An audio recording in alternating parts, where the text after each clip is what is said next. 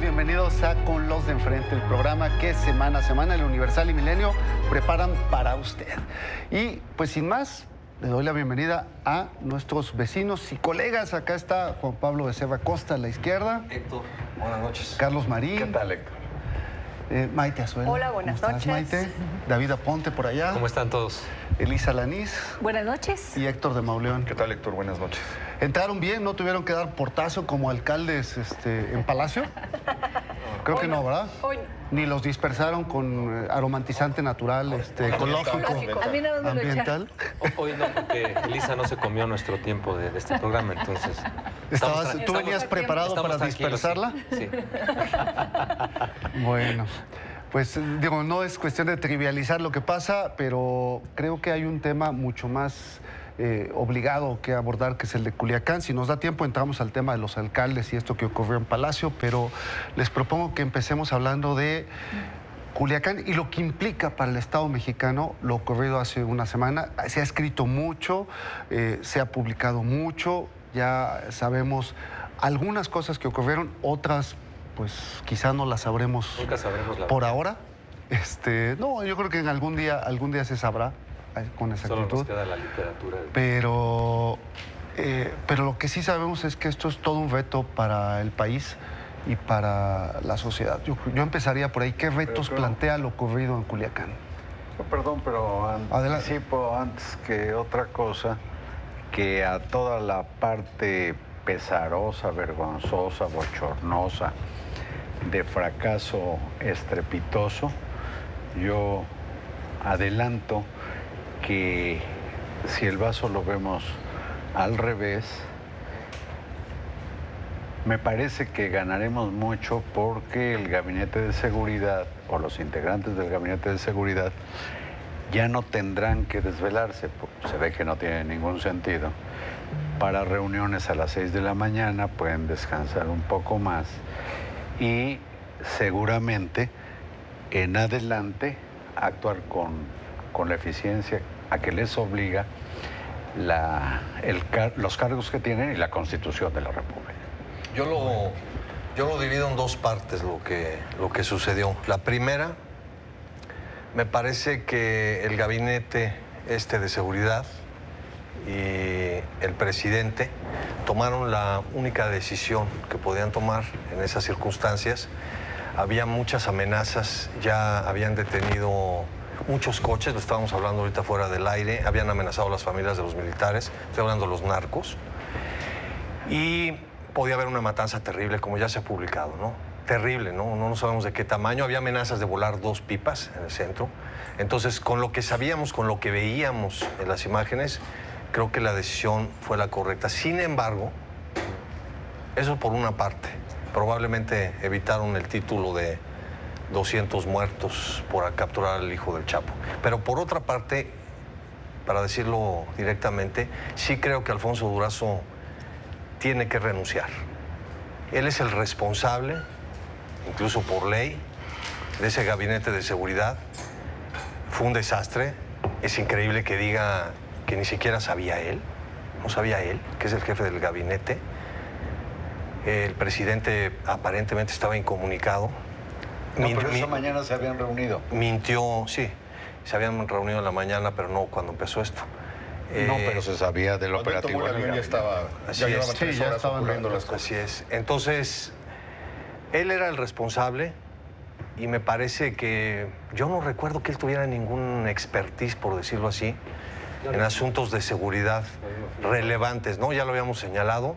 Yo creo que se debe de ir porque la humillación a las tropas, la humillación al Estado mexicano, tener que dejar a un criminal que tenía que estar ya en Estados Unidos, me parece vergonzoso. Bueno, entonces esas dos partes. Él ya dijo que esos cargos son irrenunciables, ¿no? Esta tarde lo señaló. En esta cuestión que me parece que es la claudicación de las instituciones del Estado, me parece que también me gustaría dividirlo en dos cosas.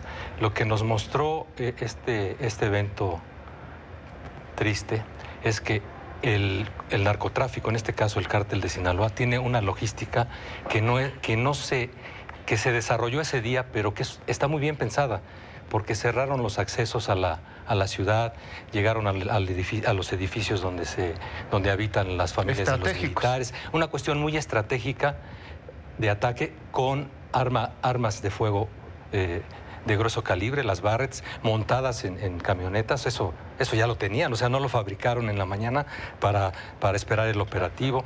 Me parece que en la cuestión logística mostró el músculo el crimen organizado. Y en la otra parte, me parece que no hubo del gobierno, del Gabinete de Seguridad, no hay una narrativa coherente. Nosotros hicimos el ejercicio periodístico de cuántas versiones dieron, y dieron 6 versiones, y todavía no nos queda claro qué ocurrió.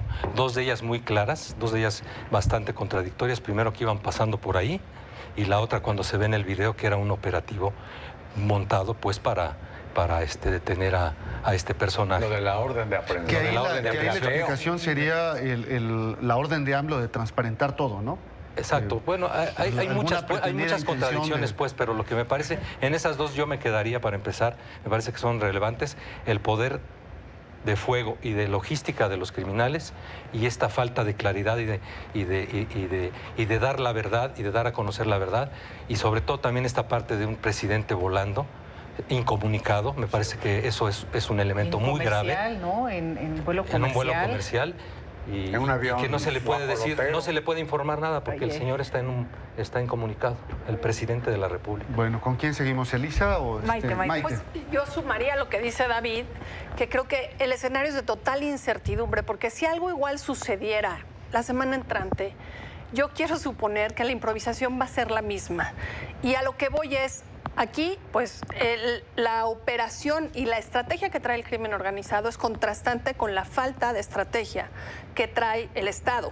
Y no solamente me refiero a la Guardia Nacional, porque no sabemos cuál fue el papel que jugaba en ese sentido. Hoy sigue sin presupuesto la Guardia Nacional. Todo el presupuesto lo tiene la Sedena en términos de Ejército y Marina. La Guardia Nacional de repente se ponen, ¿no? Su estafeta de Guardia Nacional de repente se la quitan los mismos.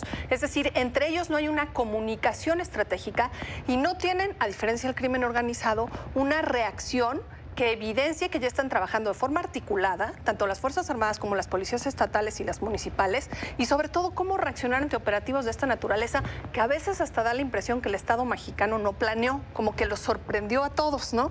Entonces, creo que aquí hay que revisar la reacción de Estados Unidos, la reacción que tiene el propio Andrés Manuel cuando dice, bueno, pues este va a ser un tema de soberanía nacional y nosotros nos vamos a organizar solitos, pero pues prácticamente se devuelve a Ovidio. Yo sí ahí estoy de acuerdo en que se evitó una masacre. El problema es en el estado de debilidad que quedan las Fuerzas Armadas frente al crimen organizado, ¿no? Muy bien, por acá, Héctor. Pues es un capítulo de la guerra entre el crimen organizado y el Estado desorganizado. Vimos una serie de mentiras, porque no fueron otra cosa más que mentiras, que incluyeron: el presidente está enterado de todo y unas horas después el presidente no está enterado de nada. Fue una patrulla que iba pasando y el hijo del Chapo le disparó desde una casa y entraron y resulta que era el hijo del Chapo, y no se transparentó por el presidente, sino porque María Elena Morera subió las imágenes a las redes donde se veía el operativo y ahí se comenzó a desenredar el hilo.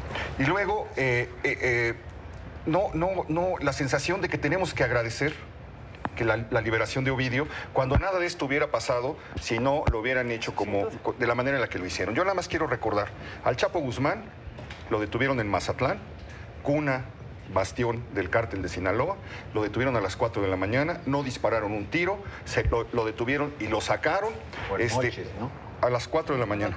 La madrugada. La primera. En una ocasión. Cuando entraron por él y se lo llevaron, Hicieron una serie de estos anillos de descanso. seguridad del ejército para impedir que nadie se acercara. Lo hicieron en una hora en la que no ponían en riesgo a nadie. Y aquí se toma una determinación probablemente para detener lo que estaba ocurriendo de una semana negra que tenía que ver con Michoacán, que tenía que ver con Iguala, y dijeron, pues podemos anotarnos un golpe, pues vayan los 30 o los 40, no sabemos ni cuántos fueron, no sabemos nada. Dicen que el presidente dio la orden de transparentar, yo no he visto, no tengo claridad, ni creo que nadie tiene claridad en absolutamente nada de lo que ocurrió. Todo sigue, como dice Maite, en la oscuridad, en la penumbra, en la incertidumbre. Lo que tenemos es... perdieron Ovidio, perdieron a la prensa internacional porque al otro día la golpiza fue tremenda. Fue tremenda. Periódicos de Estados Unidos, de Inglaterra, de Rusia, de Argentina, de Brasil, de Alemania, señalando la debilidad del Estado mexicano, la humillación al gobierno de Andrés Manuel López Obrador y la salida, ya que se me hace lo peor, de decir, bueno, pues todo esto se debe a que es un acto de humanismo del presidente. El humanismo está muy bien, pero llegó al final.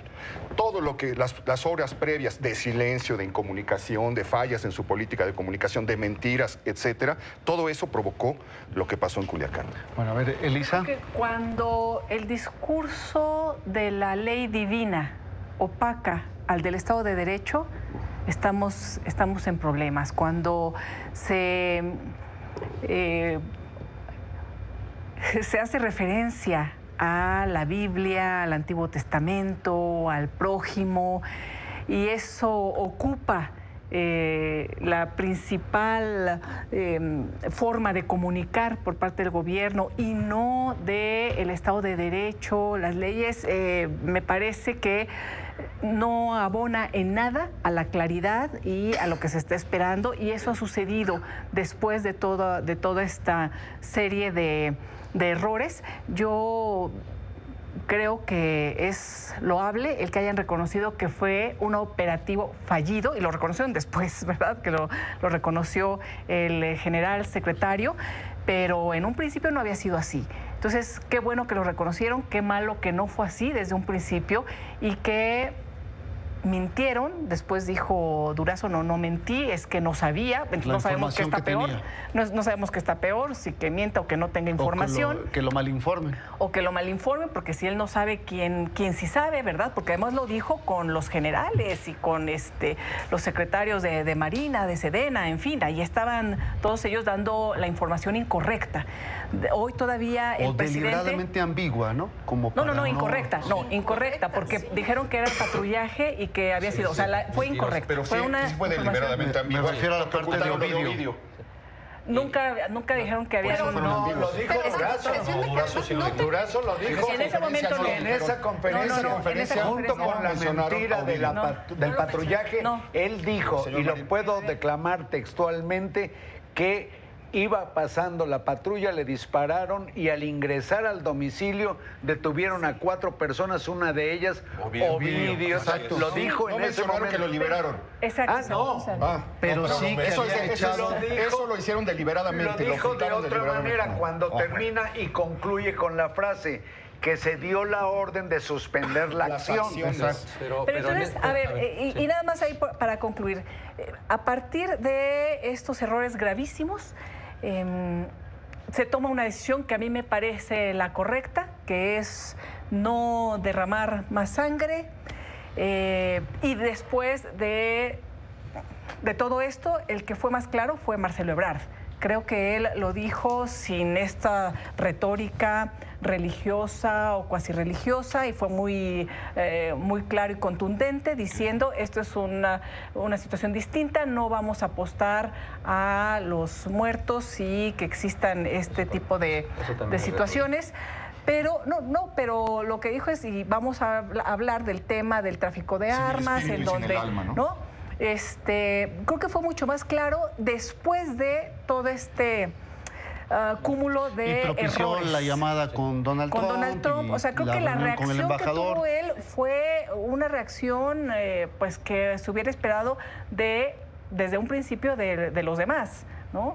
Pero bueno, en fin. Ahora, hay un problema de comunicación serio, muchas horas sin dar a conocer de manera oficial qué estaba ocurriendo, ni siquiera como ha hecho el gobierno de Tamaulipas, por ejemplo, o el de Nuevo León, de tengan cuidado porque hay balaceras en las calles, o ahí se le llama a los ciudadanos a resguardarse. En este caso no hubo nada, absolutamente nada. Si me permites, en el orden en que ya cada uno...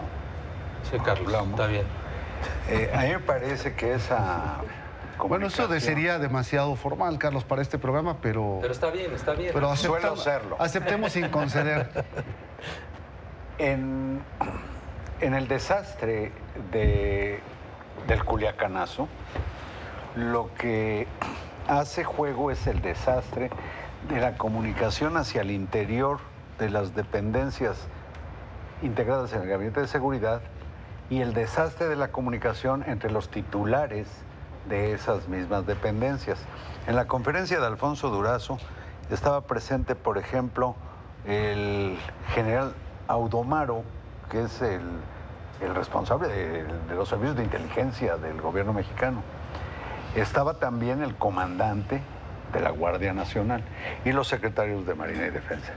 Delante de ellos, Durazo comete, para mí, pues el enorme, gravísimo error de proferir mentiras y ellos de aguantar, quizás porque él es de alguna manera su jefe, es el jefe del Gabinete de Seguridad, aguantar porque seguramente o los otros 4 o alguno de ellos sabía que lo que estaba diciendo era una mentira contumaz. Para terminar, el operativo en sí de la detención de este muchacho que tiene un poder de fuego y de movilización masiva enorme, el operativo en sí no fue el desastre. El desastre estuvo en las altas esferas, repito, dentro de una o varias de estas dependencias y entre los titulares de las dependencias y su comunicación con el presidente de la República y la ignorancia del propio Alfonso Durazo de qué diablos iba a ocurrir en Culiacán. Juan Pablo. Yo creo que el operativo también fue un desastre, pero no, bueno. Porque lo detuvieron. No, la reacción fue la que motivó. Pero lo detuvieron, pero no pudieron salir de ahí. No hubo el resto. No, pero no hubo el resto del apoyo logístico, estratégico. Claro. Caray. Lo detuvieron, pero no pudieron salir de ahí. A ver, ¿a qué punto iba? Déjame, es una falla de las tropas. Había una cosa. Movieron los helicópteros, los sacaron de Sinaloa para llevárselos a hacer otras funciones. No había un helicóptero artillado que pudiera acompañar, como pasó en otros operativos. Me referí solo a... Pero a ver, Juan Pablo, ¿a qué punto ibas? Que participó en la detención. No, esa era una acotación a lo que decía Marín. Vamos Yo voy a regresar grano, a lo que dije al principio. No, porque Permíteme, por favor. Entonces, el sexenio pasado y el antepasado, cada vez que y el de Fox, cada vez que se les fue el Chapo Guzmán, por ejemplo, exigimos como periodistas, varios periodistas, organizaciones de la sociedad civil, que renunciaran los responsables de las áreas involucradas. Voy a leer 4 líneas del ministro Arturo Saldívar, fíjate nomás lo que dice, que hoy lo cita Carlos Puch, nuestro colega. Los dirigentes son responsables de las entidades que dirigen, son causantes de los éxitos, pero también lo son de los errores graves que se cometen por acciones u omisiones. Los aciertos serán suyos, pero los errores también. La toma de protesta del cargo, como la de Durazo, conlleva automáticamente la responsabilidad en el ámbito de acción de la institución a su cargo. Este es el sentido de protestar, guardar y hacer guardar la Constitución de los Estados Unidos mexicanos y las leyes, y la Constitución no prevé una curva de aprendizaje. Podrán decir misa, pero ese señor tendría que renunciar. Vamos a partir de ahí, Maite. Osorio no renunció, por cierto. Creo que suscribo la idea de que renuncie Durazo, pero honestamente no creo que eso solucione las cosas, porque el error es de origen, es decir, desde que se gestó esta estrategia nueva de seguridad a partir de una Guardia Nacional, en donde el papel de Durazo o cualquiera que ocupara su lugar es simulatorio, es decir, lo que está haciendo es de vez en cuando, porque además siempre está desaparecido Durazo, no sé cómo ustedes lo vean, pero dar la cara. Y quien está operando realmente es la Sedena, a veces acompañado de la Secretaría de Marina. Creo que lo que sucede es que no hay una comunicación estratégica y articulada que quede clara cuando se comunican tanto con medios de comunicación como con internacionales. Y aquí puede renunciar Durazo. Mientras esta estrategia siga siendo simulatoria, no va a tener ningún remedio. A ver, David. Es que sí la hubo, pero fue de propaganda. Fue de propaganda. Estaba articulada para ser de propaganda, porque mientras se empezó a circular la versión de que ya lo habían liberado, los funcionarios de Durazo decían, está detenido, bueno, y lo que estaba... Y eso es propaganda. ¿Quién filtró la foto? Y fue una estrategia de mentira, insisto yo, y de propaganda. Y luego yo quisiera ir hacia adelante para cerrar y dar paso a mis compañeros. ¿Qué va a ocurrir cuando vayan por el Menchu a Jalisco? ¿Qué va a ocurrir? ¿Quién, perdón? ¿A Michoacán? A Michoacán. ¿Qué va a ocurrir? Cuando este hombre tiene controlado se presume que tiene control sobre 22 entidades, cuando se topen con alguno de sus familiares, ¿qué va a pasar? ¿Otra vez van a doblegar a las instituciones del Estado, a poner en vergüenza a las fuerzas militares? Bueno, eso sería... Cuando se le preguntó a Felipe Calderón en qué momento, y hablo de Felipe Calderón en aquel entonces, en qué momento iba a ganar esta lucha, esta guerra, él dijo, la vamos a hacer porque la gente podrá salir a las calles, no sé qué. Lo que sucedió, ya sabemos, se pulverizaron los grupos criminales, crecieron y se expandieron en toda la República Mexicana. Es decir, Felipe Calderón perdió la guerra.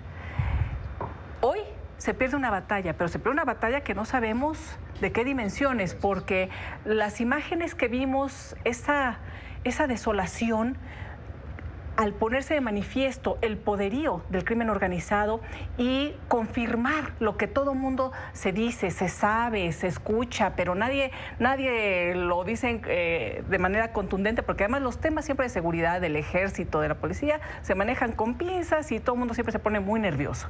Pero comprobar ese poderío y que estaba tomada esas Culiacán, esas imágenes de los camiones y las trocas y los convoys, los presos, y ellos ya festejando que habían tomado la ciudad, habían entregado, fue de desolación. Entonces, si eso sucede en una zona, uno se pregunta, ¿y qué sucede en Tamaulipas? ¿Y qué sucede en Durango? ¿Y qué sucede en Michoacán? ¿Y qué sucede en Guerrero? ¿Y qué sucede en... Bueno, ese es el tamaño del problema que tenemos, gestado en décadas. ¿Qué tamaño es esto? ¿Y cómo vamos a salir de esto? ¿Y qué sigue? Cuando se fue el Chapo, Andrés Manuel López Obrador dijo que era una vergüenza que él estuviera en Francia, le exigió que regresara, ¿qué dije? Que era una vergüenza que Peña Nieto estuviera en Francia, que debía regresar a hacerse cargo de la situación y enfrentar la vergüenza internacional que esto había provocado. Cuando pasó lo de Culiacán, él tomó un avión para que le echaran incienso en un pueblo de Oaxaca y unos niños le cantaran. Eso no va a estar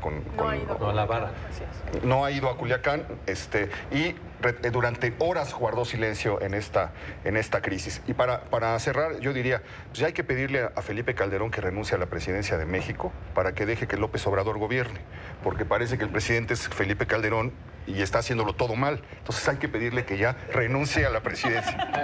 Si me permite. A ver, Marín. A propósito de Felipe Calderón, se supone, según la Cuarta Transformación, que le dio una patada al avispero. No ha habido mayor, yo diría, granadazo al avispero que el de Culiacán el jueves de la semana pasada. No ha habido en la historia que yo recuerde, y pues ya voy a cumplir más de 32 años de edad. Pero hubo un acuerdo, ¿no, Carlos? Y, no sé a qué te refieres. Ahora, me parece una desproporción. La liberación, pues ahí hubo un acuerdo. No, hablo de la patada al avispero que provocó la acción en Culiacán por todo lo que salió. A ver. Pero déjame, por favor, terminar. Pues ya ves. Después de mí vas a ir tú. Nos queda un minuto y medio, 30 segundos cada uno, Carlos. Pero me parece, perdón, Elisa, decir que Calderón perdió la guerra como si la guerra ya hubiera acabado. La guerra no ha parado. y que Calderón perdió la guerra. López Obrador, algo así como una pequeña batalla. Nunca había ocurrido algo como eso y nada más recuerdo. Pero a terminar, a propósito de la detención definitiva del Chapo, que quienes consumaron, gracias a la información dentro del Gabinete de Seguridad, quienes consumaron la detención fueron 2 policías federales en una carretera. Oye, Héctor, nada más, quería decir rapidísimo, ¿puedo? Nada más, así rapidísimo. No, yo decía porque concluyó el sexenio de Calderón y el de Andrés Manuel está iniciando. Por eso digo, Calderón perdió la guerra. Él ya acabó, ya se fue. Ya. Calderón. 30 segundos para terminar. Nada más, lo más grave de esto, en mi opinión, que bueno que no hubo masacre, pero es el precedente que sienta, porque aquí, en la Ciudad de México, en Guerrero, en diferentes lugares en Michoacán, ya saben los capos lo que tienen que hacer, y eso es lo más grave. Estaríamos viendo, siguiendo lo que dice Juan Pablo, estaríamos viendo las consecuencias en adelante de este acto de genuflexión de las instituciones del Estado ante el crimen organizado. Héctor, ¿algo más? Bueno, Maite. Bueno, pues con eso cerramos. Muchas gracias, vecinos, colegas. Pues ya veremos. Yo quisiera enviarle un abrazo a los culichis porque sabemos que ellos son mucho más que lo que pasó el jueves. Así que nos vemos la próxima semana y Fuerza Culiacán. El domingo tendrán su manifestación, ya la estaremos cubriendo. Sí, hashtag.